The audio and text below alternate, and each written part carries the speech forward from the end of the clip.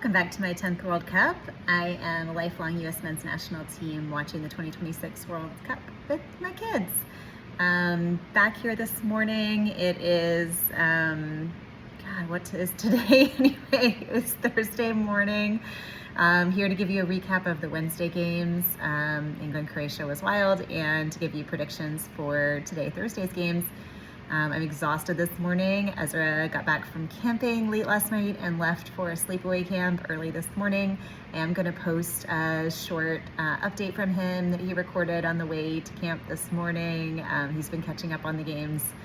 And Isaac has been at a soccer camp all week, but he will be home with me watching the games this weekend and next week.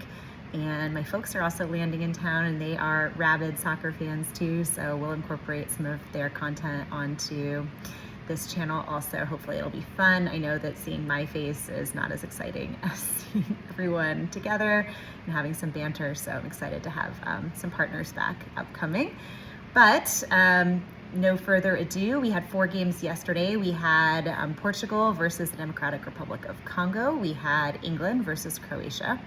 We had Ghana, Panama, and we had Uzbekistan versus Colombia.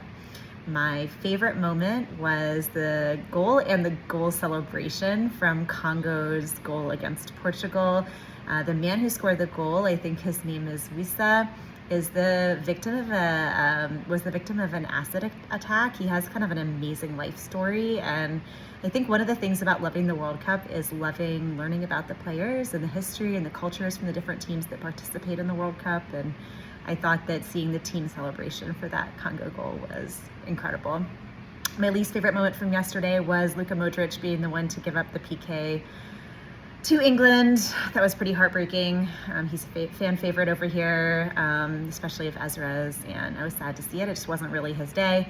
I hope that we'll still see some magic from him in this tournament. He's such a remarkable player and such a lovely human being. Biggest surprise, definitely the late goal from Ghana. I had predicted Panama to come out ahead in that game, but I think that them lacking Carrasquilla is really everything. So I think he's on the team, he's injured right now.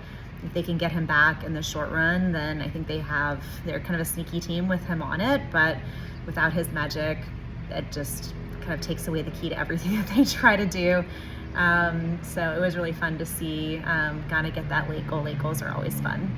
But my favorite goal yesterday was the Munoz goal for Colombia, the beautiful lift over the top, and then him taking it on the volley. It was absolutely beautiful. He made an incredibly challenging goal look so easy. His run was perfectly timed. He was just barely on sides, and yeah, I loved that. And I really do like Colombia, despite them getting kind of a slow start last night. I think probably that had something to do with playing at Azteca. It's a really tough place to play at high elevation. You could see a lot of the crosses and longer balls they were trying to put in. That goal notwithstanding, went too far, went too high, which is a really common thing you see at altitude. So it'll be really interesting to see how they grow into the tournament. I think they have a lot of potential, but Colombia tends to self-destruct in the World Cup historically, so I'd love to see them do well this year.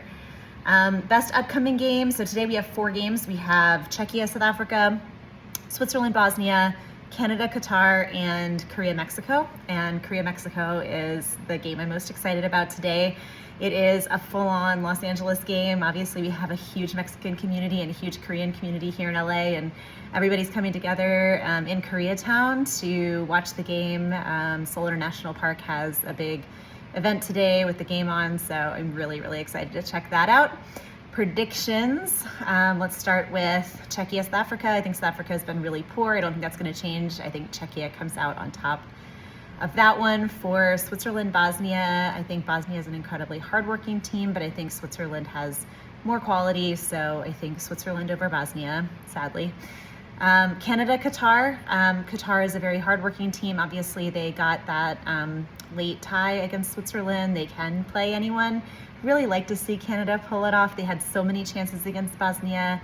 They have certain types of quality, and then they also have a certain naivety, which I think gets them in trouble. But I'd really like to see Canada get 3 points. So hoping for that today. And then Mexico, Korea is going to be so fun. I think it's going to be like a 2-2 tie. but Mexico's playing at home, so they could also pull it off. And obviously, I'm a huge Son Heung-min fan, as is Isaac. So I'm really excited to watch that game later tonight.